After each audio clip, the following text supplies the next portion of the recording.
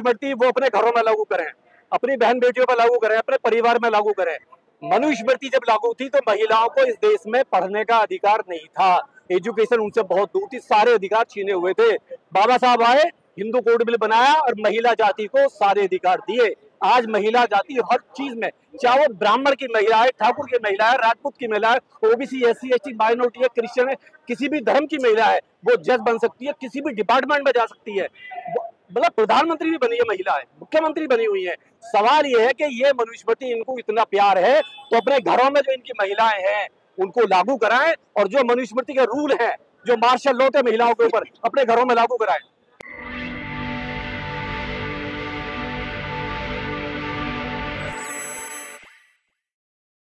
Me Lord, my Lord, जज को पूरा सम्मान दिया जाता है, लेकिन एक बाबा है वो कह रहे हैं कि हम चाहे तो उनकी छाती फाड़ सकते हैं।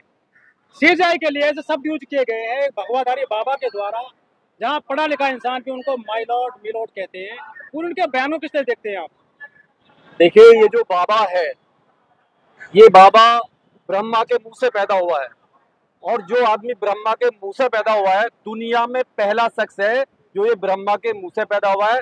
और जो ब्रह्मा के मुंह से पैदा हुआ है उसके मुंह में बवासीर होती है, और जिसके मुंह में बवासीर है वो जो मर्जी किसी के भी लिए कुछ भी कह सकता है। तो ये जो बाबा है, ये एक आतंकवादी है, ये बाबा नहीं है।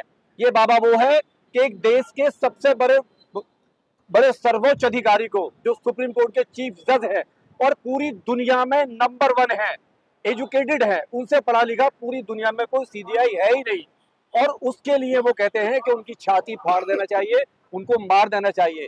तो हम सीधा सीधा करें उसकी औकात क्या है? नहीं, वो एक टपोरी, एक सूअर का नाली का बीज, एक सूअर से भी ज्यादा गंदा आदमी।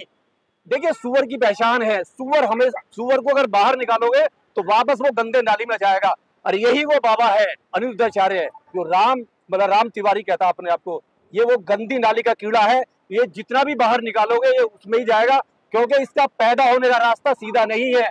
ये पैदा हुआ है ब्रह्मा के मुंह से, और जो ब्रह्मा के मुंह से पैदा होने वाला आदमी मुंह में बवासीर लेके आता है। सीधी सीधी बात ये है, या तो ये महिलाओं का सम्मान करता है, ये देश की आधी आबादी को सीधा कहता है कि जब देश में, मतलब कोई भी महिला जब 25 साल की हो जाती है वो 4 जगह मुंह बांध लेती है। दूसरा, हमारे एएसआई साहब उनको कह रहा चीफ। अब क्या रहा मामला, क्या है मामले को आप दोनों सीधा समझिए। एक आदमी राकेश दलाल सुप्रीम कोर्ट में अपील करता है कि खजुराहो की जो मूर्ति है विष्णु की, वो टूट गई है, उसको आप वो कराइए, उसकी मूर्ति बनाकर ऑर्डर दीजिए। सीजीआई साहब ये कहते हैं कि आप एएसआई से एक सर्टिफिकेट लेगा, ये नोटिस लेगा, ये नोटिस। एएसआई हमारे देश में archaeology of survey of India, वो एक डिपार्टमेंट है, और जितने भी दुनिया में ऐसे पुरातत्व, ऐसे ऐतिहासिक मतलब चीजें बनी हुई हैं, उसके लिए यूनेस्को ने एक सर्टिफिकेट दिया हुआ है। यूनेस्को ने जो खजुराहो की गुफाएं हैं उनको एक ऐतिहासिक रूप दिया हुआ है, जैसे ताजमहल है हमारा, जो वहां पर महाबोधि विहार है, उसी तरह से। तो देश में कानून है, अगर उसको प्रॉब्लम थी, जज साहब ये कह रहे थे अगर आपको जाना है तो एएसआई का सर्टिफिकेट लेके आइए। अगर एएसआई को परमिशन, एएसआई का मतलब है कि जितनी भी हमारे देश में राष्ट्रीय धरोहर हैं उनकी देखभाल का काम केवल एएसआई करता है। और वो आदमी राकेश दलाल बार बार सवाल करता है जज साहब से, बार बार कहता है कि नहीं आप ऑर्डर करो, तो ये कहते हैं कि मैं ऑर्डर नहीं कर सकता, मेरे यहाँ पे पावर नहीं है, ये पावर एएसआई है। एएसआई का मतलब है यूनेस्को। यूनेस्को उस एक ईंट भी अगर किसी दीवार में बदलती है तो केवल यूनेस्को और एएसआई के द्वारा होता है। वो आदमी अड़ जाता है, तब वो कहते हैं कि जाइए आप अपने विष्णु से बनवा लीजिए। सवाल ये है, जब इस देश में मुगल आए, जब इस देश में अंग्रेज आए, तो ये अनिरुद्धाचार्य की शक्तियां, जिसको ये कह रहे हैं कि छाती फाड़ देना चाहिए, मुगल आते हैं, अपनी बहन बेटियों का सौदा करते हो, अपनी बहन बेटियों का दलाली करते हो, अपनी बहन बेटियों को बेचते हो, तब आपकी शक्ति काम नहीं आती। अंग्रेज आते हैं, वहां तुम दलाली करते हो, फ्रीडम फाइटर को पकड़वाते हो, उनके तलवे चाटते हो, तुम्हारी शक्ति काम नहीं आती। और अगर तुझमें इतनी शक्ति है, तू ब्रह्मा के मुंह से पैदा हुआ है, तो तू किसका आदेश कर रहा है? अरे जो चक्र है, जो सुदर्शन चक्र है विष्णु भगवान का, उसको निकाल ना। अरे तू तो वहीं से चला सकता है, तुझमें तो पावर है। गंदी नाली का कीड़ा गंदी नाली में मरता है, और ये वो लोग हैं जो 6ठी फेल है, जो खलासी का काम करता था। देखिए कितना, एक आदमी पूरी दुनिया में सबसे ज्यादा ताकतवर क्वालिफाइड है और एक गंदी नाली का कीड़ा जो छठी फेल है, जो खलासी का काम करता है, और वो कहता है मारने दीजिए, मतलब उनको, जज साहब को। ये केवल इस देश में हो सकता है, भारत में, क्योंकि ऐसे गुंडे बदमाशों को, आतंकवादियों को सरकार ने पाला हुआ है।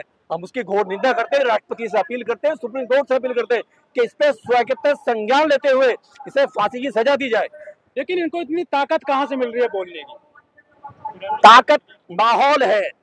जिस हिंदू राष्ट्र की कल्पना कर रहे हैं, ये हिंदुत्व की बात करते हैं, सरकार ने पूरी तरह से इनको संरक्षण दे रखा है। और जब सरकार घुटने टेक देती है, आए दिन आपने देखा होगा कि बेबलवा जिस मर्जी के नाम पर इनकी भावनाएं याद हो जाती है, आए दिन इनकी भावनाएं याद होती है।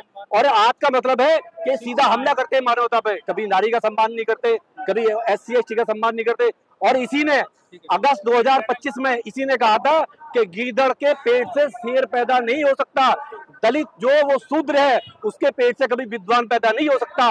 ये और इस जैसी जैसी जितनी नस्लें हैं, उन्हें कभी भी SC/ST OBC जो जज बन गए हैं, रोज इसकी पीठ छाती पे वो मुंह डालते हैं। और ये शर्म आती है इसको रोज शर्म आती है कि CGI एक शूद्र कैसे बन गए। यानी एक जज हजम नहीं हो रहा है इस आदमी को, CGI हजम नहीं हो रहा। कितने डॉक्टर इंजीनियर है। सवाल ये है कि नफरत कितनी करता है। जो बात करता है हिंदू राष्ट्र की, बात करता है हिंदुत्व की, सबसे बड़ा अगर कोई आतंकवादी है, देशद्रोही है, वो है जो सीधा CGI पे हमला कर रहा है, जो एक बॉडी पे हमला कर रहा है। जो जगत गुरु हैं रामभद्राचार्य, वो कह रहे हैं कि सबसे बड़ा संविधान पूरे देश और दुनिया में मनुस्मृति था और है। देखिए मनुस्मृति वो अपने घरों में लागू करें, अपनी बहन बेटियों पर लागू करें, अपने परिवार में लागू करें। मनुस्मृति जब लागू थी तो महिलाओं को इस देश में पढ़ने का अधिकार नहीं था, एजुकेशन उनसे बहुत दूर थी, सारे अधिकार छीने हुए थे। बाबा साहब आए, हिंदू कोड बिल बनाया और महिला जाति को सारे अधिकार दिए। आज महिला जाति हर चीज में, चाहे वो ब्राह्मण की महिला है, ठाकुर की महिला है, राजपूत की महिला है, OBC SC/ST माइनॉरिटी है, क्रिश्चियन है, किसी भी धर्म की महिला है, वो जज बन सकती है, किसी भी डिपार्टमेंट में जा सकती है।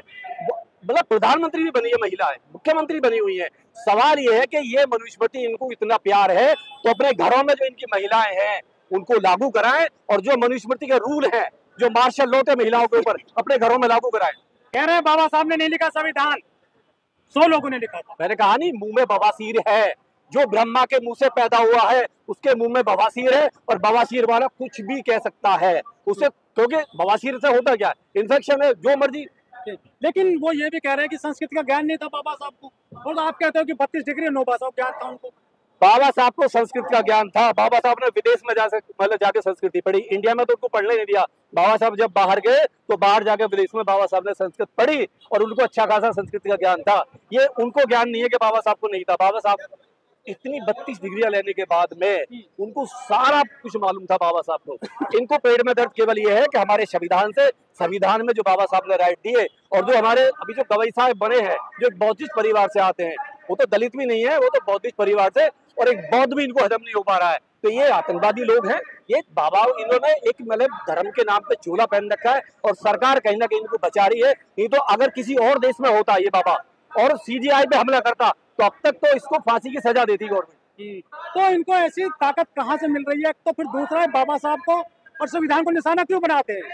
ताकत सरकार से मिल रही है, सरकारों की देखरेख में ये फल पोस रहे हैं। इनका पालन, जो खाद पानी जो मिल रहा है केवल सरकार दे रही है, वरना किसी भी जो राष्ट्रपति जो प्रधानमंत्री जो संविधान की कसम खाता हो, और जब ये संविधान पे हमला कर रहे हैं, हमारे CGI पे हमला कर रहे हैं, तो अब तक राष्ट्रपति साइलेंस क्यों है? अब तक प्रधानमंत्री साइलेंस क्यों है? गृह मंत्री साइलेंस क्यों? जो प्रधानमंत्री कहता हो कि मैं संविधान पीता हूँ, संविधान जीता हूँ, संविधान गोद में पीता, और मैं संविधान की वजह से मैं तो चाय बेचता था, मेरी माँ तो घरों में काम करती थी, और संविधान की वजह से मैं PM बना। आज वो प्रधानमंत्री अगर ऐसे टपोरी गंदी नाली के कीड़े अगर वो CGI पे हमला करता है, वो संविधान पे हमला करता है, और वो प्रधानमंत्री साइलेंस हो जाते हैं, तो हम ये मान लेंगे कि ये जो इस कहीं जो गुंडे जो ऐसे बाबा है जो पल रहे हैं, तो सरकार की देखरेख में पल रहे, सरकार उनको अपने संरक्षण में पाल रही है। लेकिन यदि मनुस्मृति महान थी तो हम मुगल कैसे आ गए? वो यहाँ पर गुलाम कैसे बना गए देश को? सीधी सीधी बात है, ये सब जो ना कुछ भी नहीं था। ना तो आज इनके हाथ में कुछ है, ना पहले इनके हाथ में था। ठीक है, जब इनके हाथ में देश था, देश कई हजार साल तक गुलाम रहा, 600 साल तक गुलाम रहा देश। मुगलों का रहा, फिर इनका आ गया, अंग्रेजों का आ गया। इनके हाथ में ना तो पहले भी कुछ था, आज जो पावर मिली है, इनके पास जो पावर है आज, ये संविधान की वजह से है। ये लोग संविधान की वजह से आज पार्लियामेंट में बैठे हुए हैं और जो भी पावर इनको मिलती है संविधान की वजह से मिलती है, ना कि इनको अपनी वजह से। तो इनके पास कुछ भी नहीं है, पहले भी जीरो थे, आज भी जीरो है। हाँ, ये लोगों को बेवकूफ बना के कुछ जो भोली भाली जनता है, जो अनपढ़ जनता है और चाहते हैं देश में एजुकेशन खत्म हो जाए, एजुकेशन बहुत मतलब उन लोगों पर ना आए जो लोग एजुकेशन के रास्ते लेकिन जगत गुरु हैं वो, आप ये ध्यान दे लीजिए, पूरे जगत के, पूरी दुनिया के गुरु। कितने जगत गुरु जेल में पड़ रहे, सड़ रहे, बेल नहीं हो रही है। रेप के बेल मिलेगी संविधान से, संविधान, हाँ बेल संविधान।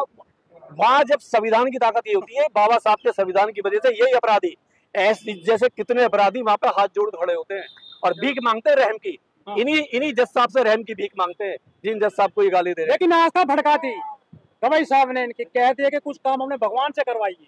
इनकी आस्था जब नहीं भड़कती है जब बहन बेटियों का रेप होता है। अभी दिल्ली में अभी जो रेप करके भागा, जो यौन उत्पीड़न करा 17 बच्चियों का, जो मतलब चैतन्य जो नंद है, जो गरीब बेटियों का, जो ईडब्ल्यू कोटे से पढ़ रही थी वो बच्चियां, जिनका शोषण कर रहा था कई साल से।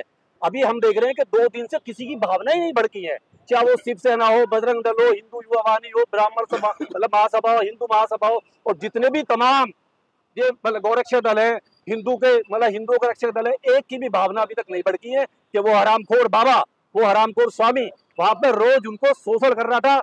और वो भी इन्हीं के दिल्ली में सेंटर में, मतलब एक जो वीआईपी में, जो वीआईपी है दिल्ली का, मतलब जो हमारा वसंत कुंज है। तो इनकी भावनाएं कब भड़कती है? इनकी भावनाएं जब भड़कती हैं जब कभी मुस्लिम पे होता है। अगर ये कांड किसी मतलब क्रिश्चियन के यहाँ होता, मुस्लिम के यहाँ होता, किसी सरदार के यहाँ होता, तो इन नालायक जितने भी हरामखोर है सबकी भावनाएं आ जाती है रोड पे। वो 17 जो 35 बच्चियां हैं वो गरीबों की बच्चियां हैं और वो हिंदू गरीब है, तो इनको गरीब हिंदू से भी नफरत है। ये किसी के नहीं है, ये केवल एक मतलब प्रोपेगेंडा है और ये किसी के नहीं हो सकते ये लोग। तो गेरुआधारी कपड़ों के बीच में ये तो साधु नहीं स्वादु है, राक्षस है, राक्षस है। जो गेरुआ कपड़े पहन के एक बच्चियों का रेप करता हो, बच्चियों को यौन शोषण कर रहा हो, बच्चियों को मेल कर रहा हो, नहीं है बच्चियों को गंदे गंदे मैसेज कर रहा हो, व्हाट्सएप चैट कर रहा हो, उनको मजबूर कर रहा हो, उनको फायदा उठा रहा है। वो कह रहा है कि मैं तुम्हें फेल कर दूंगा अगर तुम मेरे पास नहीं आई। तो सपोज करो वो कौन सा राक्षस है? एक गेरुआ कपड़े पहनने के बाद में, चोला पहनने के बाद में उसके अंदर कितना शैतान है, और तमाम शैतान भरे पड़े ऐसे, तमाम शैतान है देश के अंदर। ठीक है।